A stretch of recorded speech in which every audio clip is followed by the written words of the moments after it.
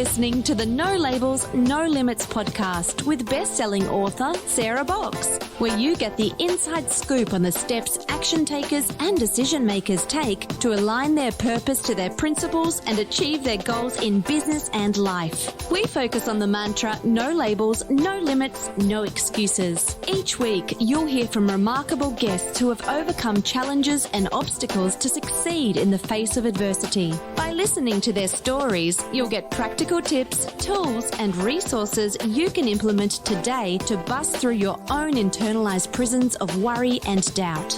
And now, without further ado, please welcome your commanding coach with plenty of chutzpah and heart, Sarah Box.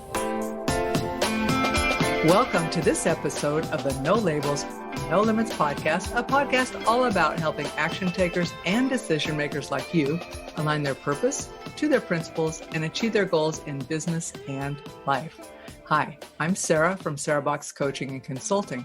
I'm an executive leadership coach, a former executive director, and best-selling author of The Changemaker Ripple Effect, a book all about how one person's drive, purpose, and boldness can and does impact thousands. And I'm here to tell you that the life you want is possible with the right support, mindset, and strategy, and action, actually.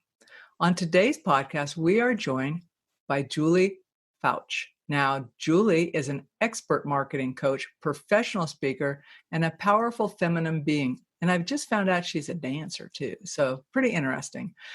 When Julie decided she needed to take her coaching business seriously, she hired a high-end coach and learned to market like a man. She doubled, then tripled her income in less than a year. Sounds pretty successful, right? But then she woke up and realized she felt drained, uninspired, and restless. Urged by spirit, she embraced her essential womanness and birthed a new way, the art of feminine marketing. Today, Julie teaches female coaches, teachers, and healers who are frustrated with traditional marketing how to build six-figure businesses through the art of feminine marketing. Julie received her coach certification in 2006 from the Coaches Training Institute. She has served on the boards of numerous nonprofits and was named Woman of the Year by Professional Women's Network of the Monterey Peninsula in 2013. She is married to the love of her life, has 4 children, 2 stepchildren, 2 fur babies, and 7 spoiled grandchildren. In this episode, though, we're going to talk about how Julie overcame the adversity and unfairness of being raised to be taken care of, how she went from feeling trapped and worthless to becoming a feminine warrior in the world, and how she discovered her own inner power to become the unstoppable marketing guru she is today.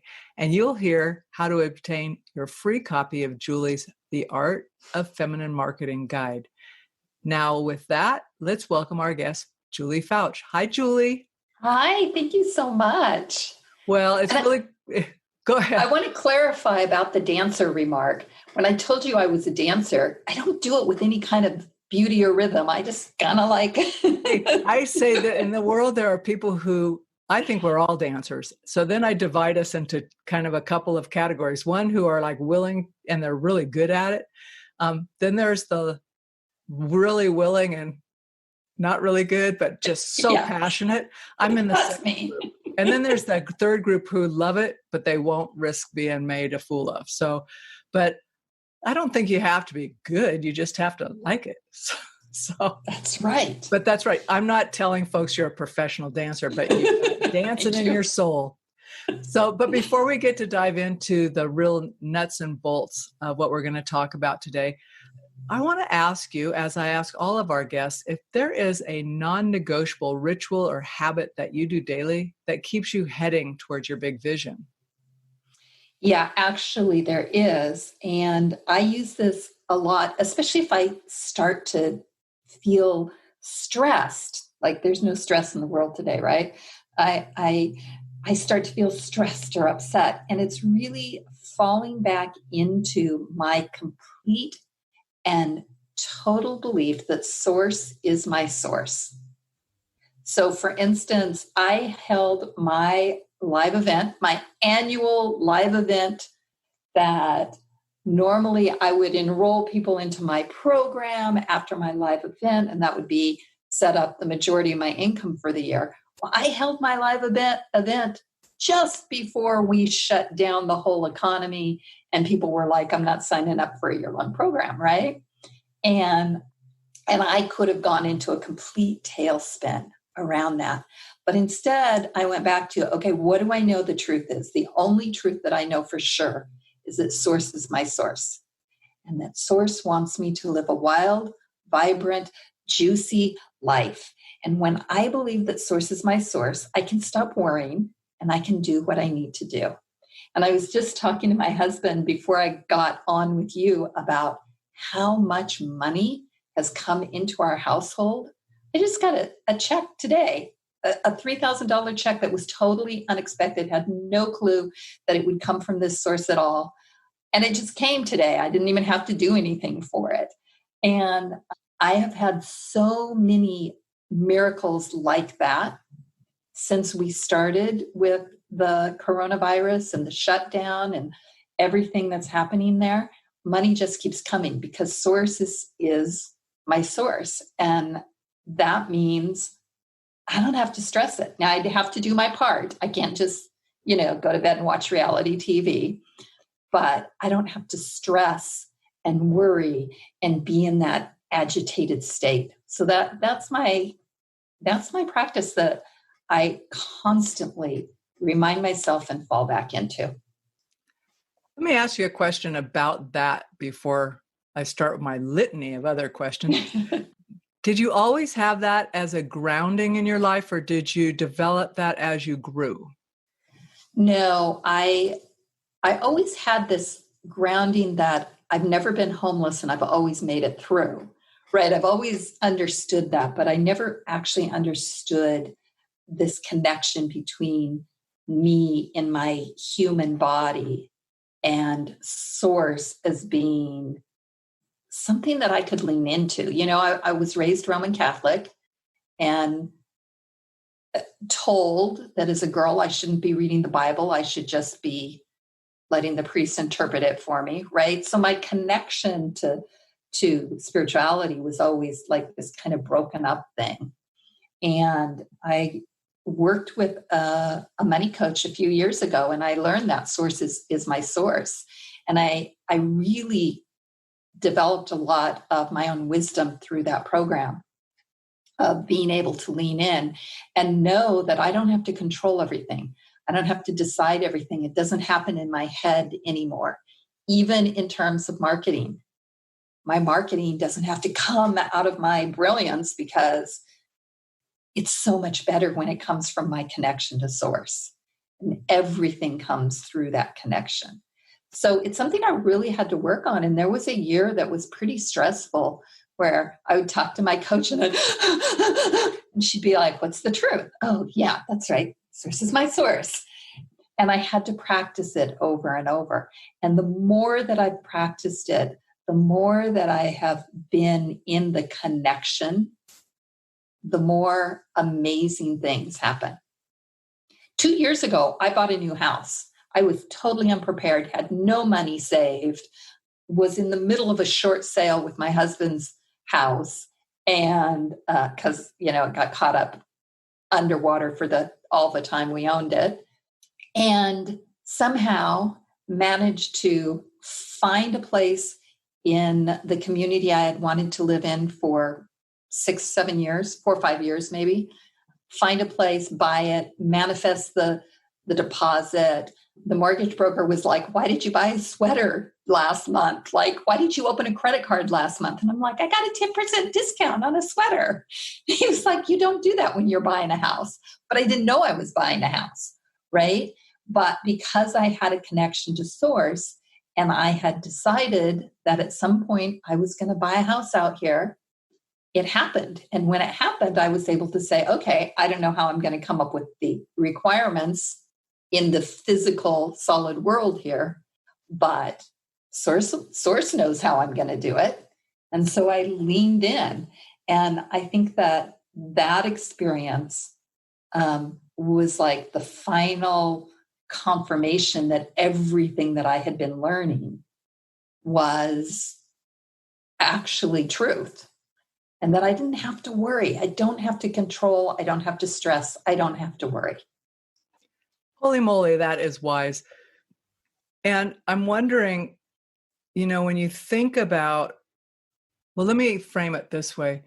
When you think about what people come to you for help with, and we'll get into the nuts and bolts of what you do, but tying it back to this, I don't have to worry and source is my source. Do you find that we often worry more than is necessary about doing, and does it make us fearful or hesitant to take steps forward? Yes. And I think especially for women, we are not born worriers. We are trained to worry, right? First of all, we carry with us the DNA of our ancestors and the ancestral memory that strong, powerful women get burned at the stake, right? The suffragettes who, this is so real to me right now because we're watching protests in this country right now.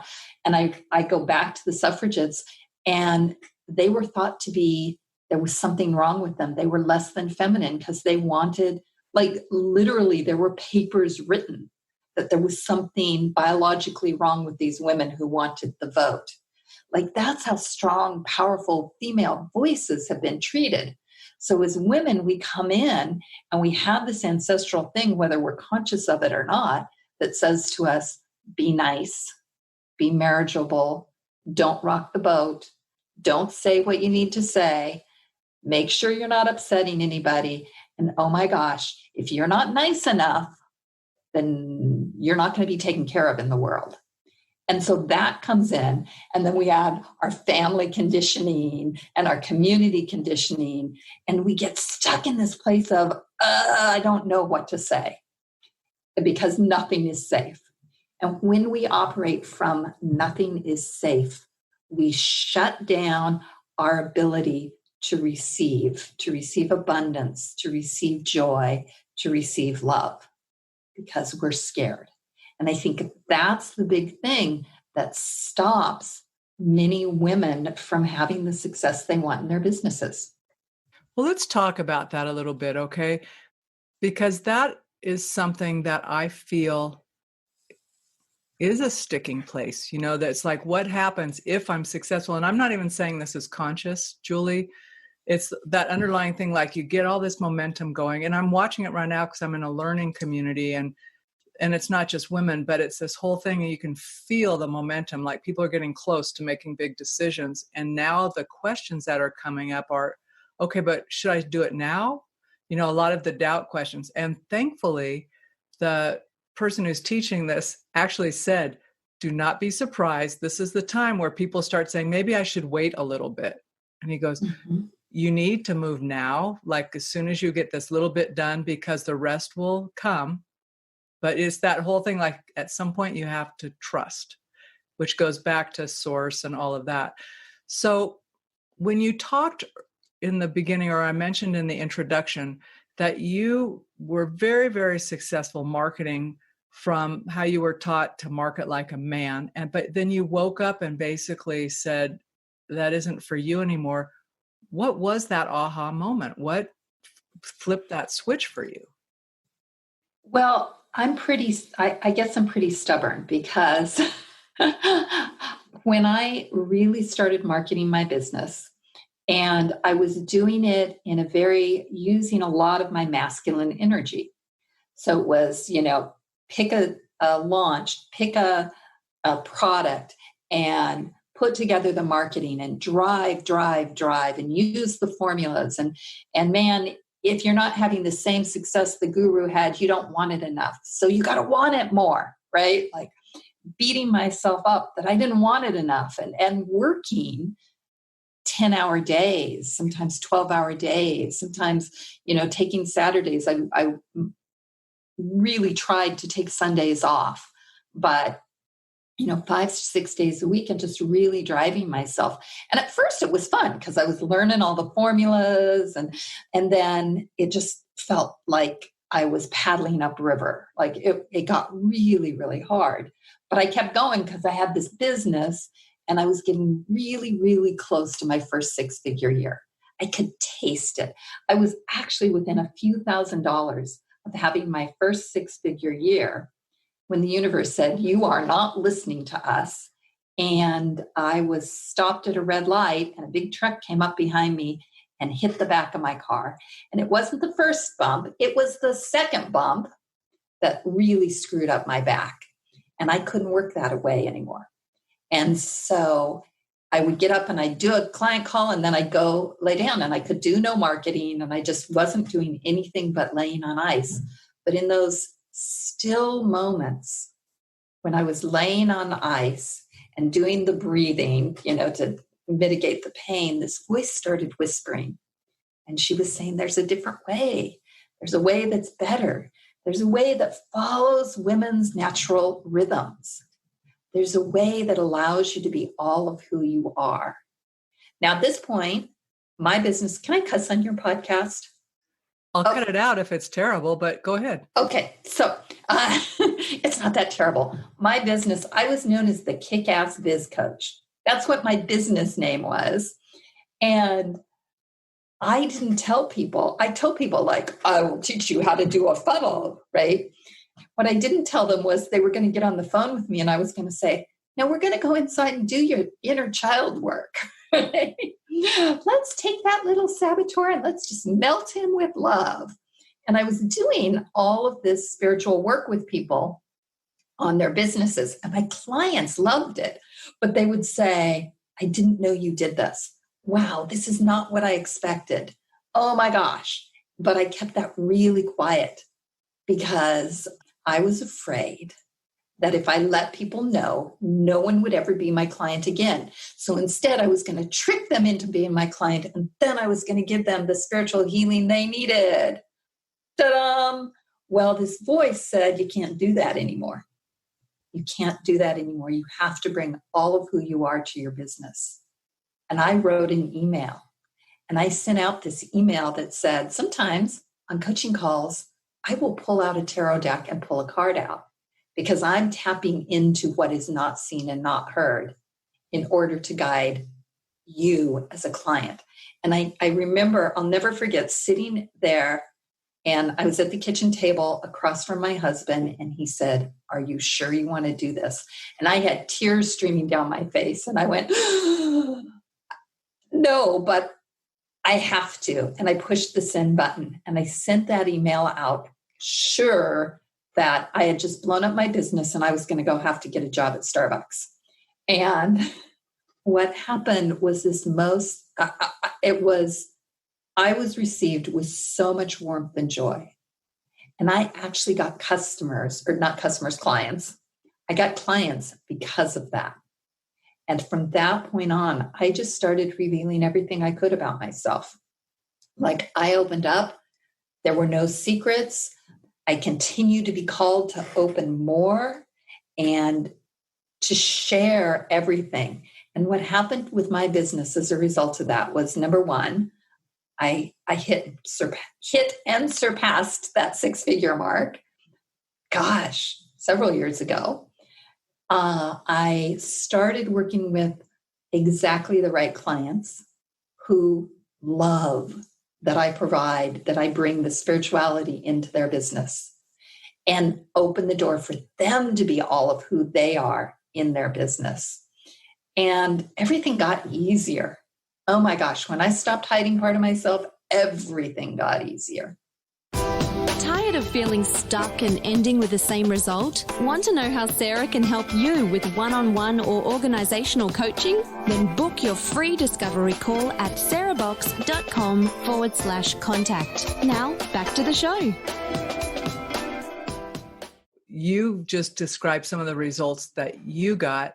What are you seeing happens for your clients in terms of they come to you for help, but what changes do you see in what the external world would see from them versus which is maybe small compared to what they actually experience internally? So some of the things I see with my clients are like they start to learn where their boundaries are, right? Part of this thing with being born a woman is we're expected to be people pleasers, to give our all at the altar of service until there's nothing left to give. So one of the things that begins to happen is my clients begin to learn, okay, where is my boundary? How do I serve me first so that then I can go serve others? And as they set those boundaries, their clients, they learn that their clients really appreciate that. Their clients, when they have wishy-washy boundaries, their clients are like, oh, I can call you on a Sunday and you'll like set this up. And then they're in resentment and the client's like, why weren't you there on Sunday at 3 p.m, right? And there's dissatisfaction. The more they have boundaries, the easier it is for their clients to know what to expect, the more their clients appreciate them. That also allows them to bring more money in because they have boundaries and they're like, this is what I will do for you. I am not going to come milk your cows and clean your garage for you, which we do as women. We're like, what else can I give you? Take more from me. So my clients begin to learn those boundaries. But here's the other thing that happens. In that, they begin to discover how their divine feminine, how they are a goddess in their divine feminine, right? They begin to discover their own strength, their own power. And they become pretty magnetic to new people. And as they are growing, you can almost see it in some of these clients, their body changes and they start repelling the clients they don't want. And they start repelling people in their life that they don't want, right? And those people go away from them. And all of a sudden they're discovering they've got a better class of, I don't want to say class, but they've got clients that are more suited to them, that are speaking their language, that are in tune with what they want to do. And then they're able to serve in a bigger way because that's who they're attracting. The other thing that I've seen happen is I've seen people change their, and I'm a business coach, like I'm in the business world. I'm in the money world. I love to coach around money and help people with money because I think that's the key to us making change is that women have money. But I have seen people change their relationships with their spouses. I have seen people leave a relationship because it didn't serve them. I have seen people leave jobs to start their own businesses and be super successful right from the beginning, replacing incomes. I have seen women who have changed their relationship with their own health. It's like how you do one thing affects everything.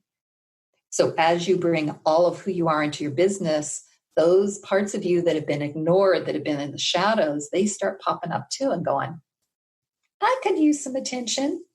And as you shift how you are in your business, it shifts how you are in your other relationships and becomes more correct for you and your way of living and your being in your highest and best, which feels juicy and good. Let me ask about that because you talked about how women, how we communicate, how we are taught to communicate, show up, be strong or not be strong. But I'm also curious how our feminine essence impacts our individual way of speaking and marketing delivery, those types of things, how that might differ from a masculine way of doing that. And then I have other questions around that. Okay. I have lots of answers for you around marketing and language. Perfect. I truly believe that words are magic. Words are spells. And so the way we put our words together matters. It really, really counts.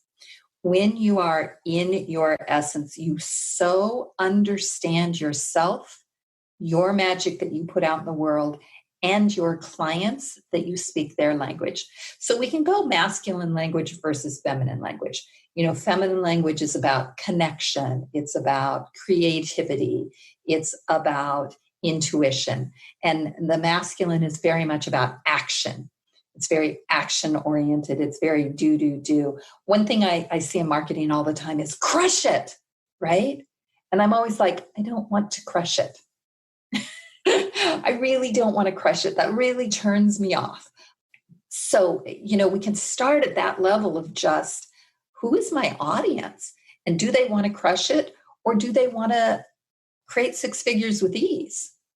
And there's no judgment there, right?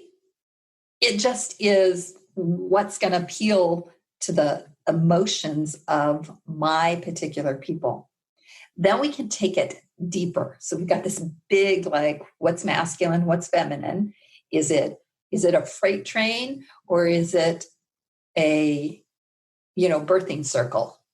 And we start there, and then we go deeper and we get to know our client. Now, I was taught this amazing methodology for really figuring out the language. This is Jeffrey Van Dyke. I was in his very first certification program a couple of years ago. And so what we do is we look at your childhood wounds. Now, within your childhood wounds, when you are wounded as a child, you make up a belief about yourself. And you carry that belief unconsciously throughout your life until you heal the belief, until you dig it out and heal the belief. But what happens is you're spending your life trying to disprove the belief.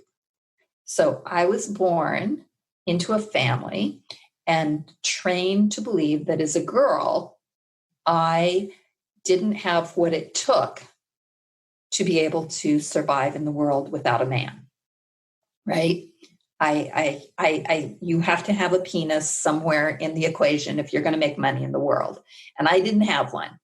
So I was raised with this belief. So I developed the skills to make a lot of money myself to disprove the belief that I was dysfunctional because I didn't have male parts. And those skills are what we use to uniquely position you in the marketplace. But there's another thing that happens in the wounding, and this is where the juiciness comes from. In the wounding, there are emotions that you felt and emotions that you craved. And when you dig those emotions out, that becomes your language to use with your tribe. So people buy from the heart, they justify with the head. You've got to hit them at the heart first, right? And you hit them at the heart. That sounds really masculine. Let me take that word back. Because you're actually, when you're marketing, what you're doing is you're looking for the people that you're meant to serve. You are not casting a net for everyone. You are out there looking for your people, and your people know they are your people when they connect with you on a heart level. So you use your heart words, you use your emotions that you felt in your wounding. Those are the same emotions they're feeling now. And when you use those words, their ears perk up and they go, she understands me. And you do, because you had a wounding experience where you felt those things, so you understand them. And so when you begin to use those words, that's when you start attracting your right people. Now, here's the cool thing about language and using language as spells, is that when you are just using your words and your words are authentic to you, they come from your own experiences. You're not using someone else's words. Then the people who are not yours to serve, they don't even hear it. So if I'm out there using words like, you're going to crush it, and we're going to dominate, and then I'm going to attract a whole bunch of people who really resonate with crush and dominate that I don't want to deal with. And they probably will feel dissatisfied because that's not who you are. Correct. Right. Now, if I'm using words like community and connection and fairness, and I'm you guys who are listening can't see this, but you can see I'm looking because my words are on the wall right here in my office, right? And when I'm using those words, then my people go, yeah, I want to feel connected. I want to feel important.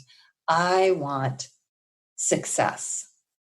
I want to stop feeling powerless and angry and left out. And so I just wrap those words in because they are the attraction to get my clients there. Now, once my clients are here and they're like, okay, we're feeling each other, then I can go into the logical words. So what do I do with you? I help you connect with source so that you can let go of worry and stress, and you can actually move into attracting abundance. I'm going to show you how to do marketing so that you can attract more of the right clients. I'm going to show you how to connect with the energy of money so that you can open yourself to receive more of it, because your ability to increase your income is determined by how much you can receive, right? Then I give them the head stuff so that both their heart and the heads go, okay, she's the right person. And I will tell you, as a final stage of this marketing, before I will sign or make an offer to a client to work with me, I actually do a check-in with source. So I will drop into, and I've been doing it for, I've been connecting for 35 years now, so it's really easy for me. But I'll do a quick check-in. I'll drop into source. I'll say, am I meant to serve this client? And I'll get a yes or no. Sometimes it's a body reaction because, our body is like the best compass in the world for helping us make decisions. And sometimes I actually will have the drop in like, yes. And then here's all the things you're supposed to do with this client. Like I'm scribbling and I'm like, okay, sorry, I'm doing your marketing plan right now, where it's dropping in as I talk to you. Would you like to hire me? Do you want to work with me? So it's the whole process is very attuned to having the right people and making sure that the union, when someone hires you, is a sanctioned by God, source, the universe union. Then everybody ends up having a better experience and outcome overall. Yes? Yes. When you started working like that, I know that you got an outpouring, you said, of people who are very supportive. Has that, or did that allow you, since you've been doing this for so long, to just get more and more visible in who you are? Well, it did. And there are moments where it's still not comfortable. There are moments where I've had a couple of trolls, which is super fun. But I will tell you, when the protests started, which at the point we're recording this, there's still protesting going on, I was really uncomfortable with knowing what to say. I'm a white chick, and yet I'm a leader.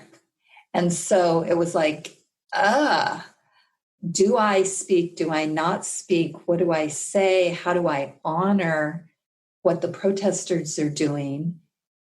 It was really uncomfortable. And finally, I came to the conclusion that as part of who I am and my own authenticity and my own soul, that yes, I had to say something.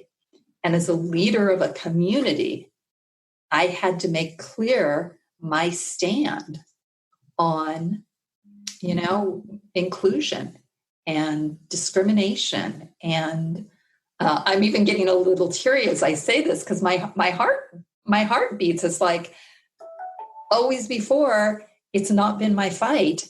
And I have to be part of it, because we all have to be part of what's going on. So it's not always easy. And I've been doing it a long time, and it felt like it had gotten really easy. And then Source said, hey, look, you're getting really comfortable. Let's give you another chance to grow here. And I'm curious, as we kind of start to wrap this up, what do you see going forward, to the best of your forecasting ability? But since you're so tuned in, what do you see going forward in how we will evolve to communicate with others?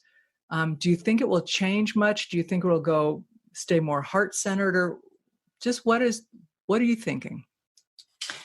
Well, when the coronavirus first hit, I actually had a vision of the planet turning and cracking open, and Mama Earth cracking open.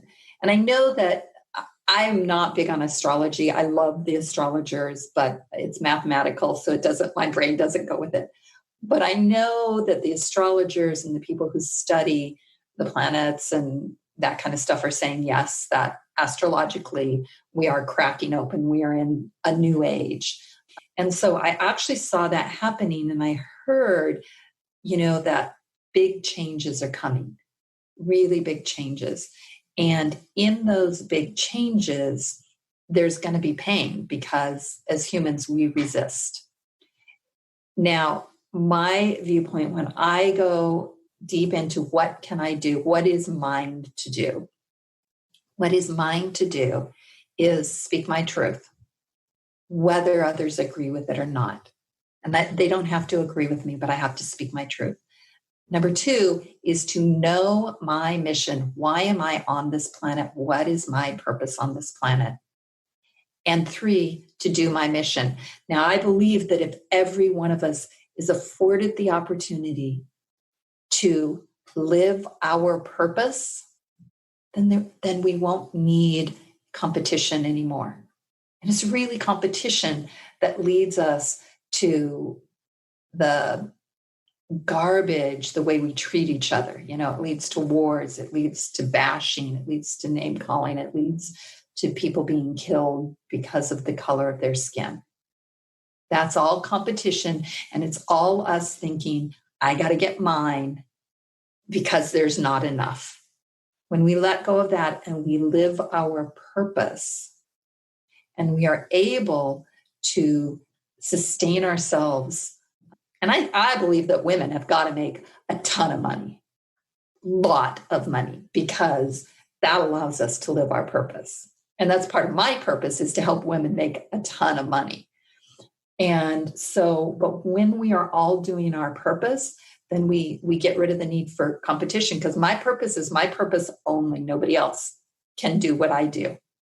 Yours is yours. Only you get to, you're the only Sarah Box, and your mission was completely designed for you. You're the only one who can do it. And your right clients are yours. My right clients are mine. We don't have to compete for clients. When we are in that state, then we will begin to see the others as part of ourselves. If we are connected to the divine, if source is in us, and as one of my mentors says, as we are goddesses, you are goddess too, and you and I are one. And I think that's the change. Is it going to be easy? Well, I don't think so. I think there's a lot of people that are really broken and do not understand this, and that are not living their purpose. And that just like totally, it contorts their soul, and we're seeing a lot of soul contorting in the world. So I go back to, okay, what's mine to do? Mine is to help women step fully into their purpose and make a lot of money doing it, because I believe that's how we get systemic change. That's how we as women change the world. And it was the Dalai Lama who said, women will change the world.